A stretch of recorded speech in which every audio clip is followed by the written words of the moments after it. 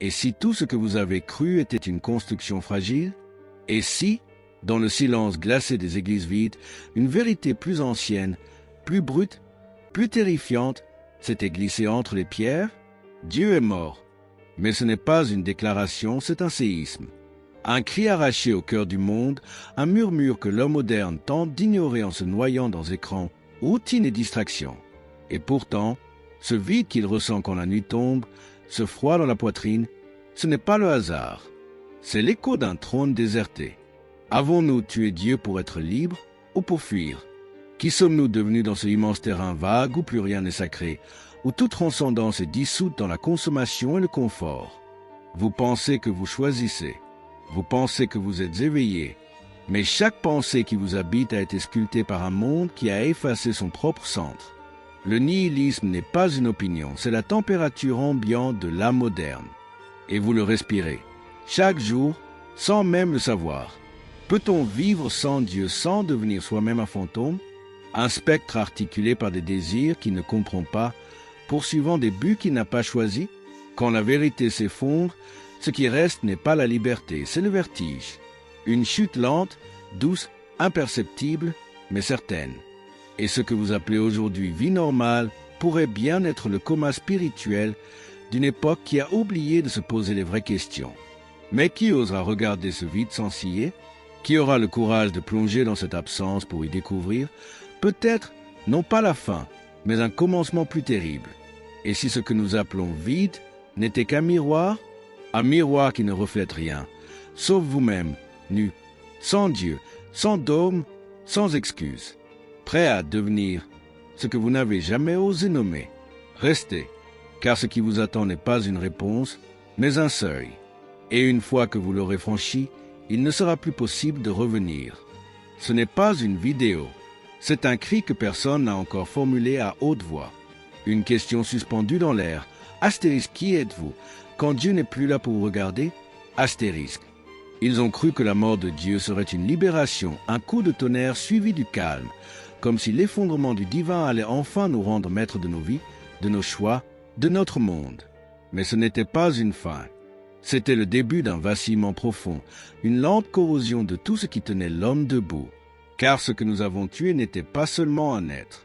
C'était un axe, une étoile polaire, une présence invisible qui, même en silence, donnait à nos gestes une ombre, à nos décisions un poids, à nos douleurs un sens. Et maintenant, chaque matin ressemble à un éternel recommencement où rien ne nous retient, rien ne nous oriente, rien ne nous juge. Une liberté absolue qui goûte au vide. Mais ce vide n'est pas neutre. Il observe, il s'insinue dans les pores. Il se cache dans les sourires mécaniques, dans les scrolls sans fin, dans les choix dictés par une peur indicible d'exister vraiment. Car exister sans Dieu, ce n'est pas seulement vivre sans religion.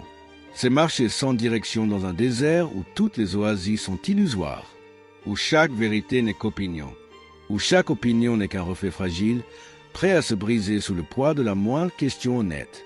Et au fond, vous le sentez, vous le savez, mais vous détournez le regard, comme un enfant qui sent l'odeur de la mort sous le lit, mais qui préfère rester immobile, croyant que l'immobilité suffit à le protéger de ce qui s'approche.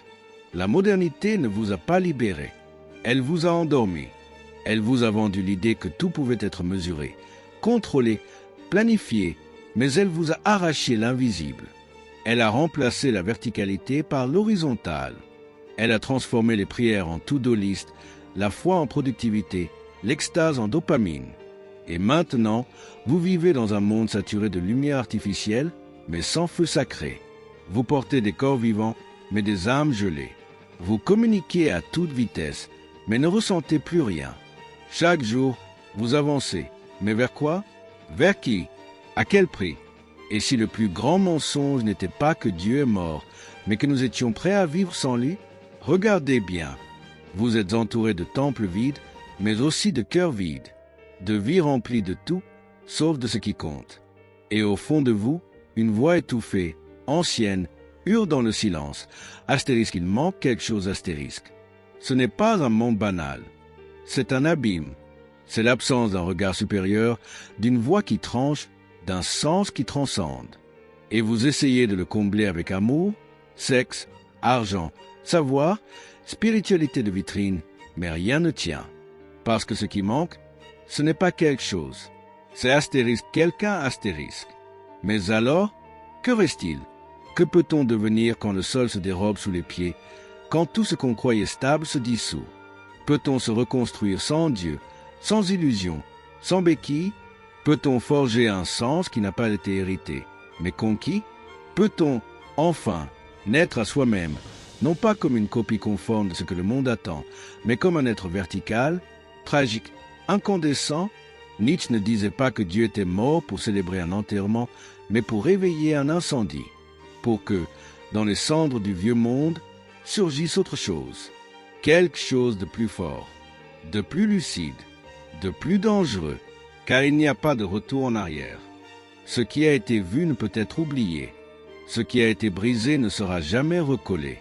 Et c'est là que commence l'ultime vérité. Si Dieu est mort, alors c'est à vous de décider ce que vous devenez. Non pas en surface, mais en profondeur. Pas ce que vous montrez, mais ce que vous êtes quand personne ne regarde. Le gouffre est là, il vous regarde, il vous attend. Et vous n'avez que deux choix, fuir ou sauter. Et maintenant, il ne reste plus que le silence, ce silence étrange qui suit une révélation trop grande pour être entièrement comprise. Là où il y avait certitude, il y a vertige. Là où il y avait confort, une fissure. Ce n'est pas la fin, mais l'instant suspendu où l'ancien monde s'éloigne et le nouveau hésite encore à naître. Vous avez regardé dans l'abîme et quelque chose, en vous, a répondu, pas par des mots, mais par une brûlure douce, un éveil discret, un battement. Vous sentez que quelque chose a changé. Pas dehors, en dedans. Comme si une fine membrane s'était rompue entre vous et une vérité longtemps ignorée. Peut-être n'y a-t-il jamais eu de vide. Peut-être le vide n'est qu'un espace encore vierge qui attend d'être habité. Et si Dieu est mort, alors peut-être que le divin, maintenant, attend en vous, non comme une figure, mais comme une exigence de profondeur, de verticalité, de création, car ce n'est pas un manque qui vous ronge, mais un appel à ne plus fuir, à ne plus simuler, à ne plus trahir cette part silencieuse qui vous est capable de plus. Vous pouvez continuer comme avant, ou vous pouvez devenir le feu, non pas pour brûler, mais pour éclairer ce que d'autres n'osent encore regarder. Le monde n'a pas besoin de réponses. Il a besoin de ceux qui ont le courage de habiter les questions. Ce que vous venez d'entendre ne demande pas à être compris. Il demande à être porté. Que ce soit dans vos silences, vos choix, vos regards. Laissez-le vibrer. Laissez-le vous poursuivre.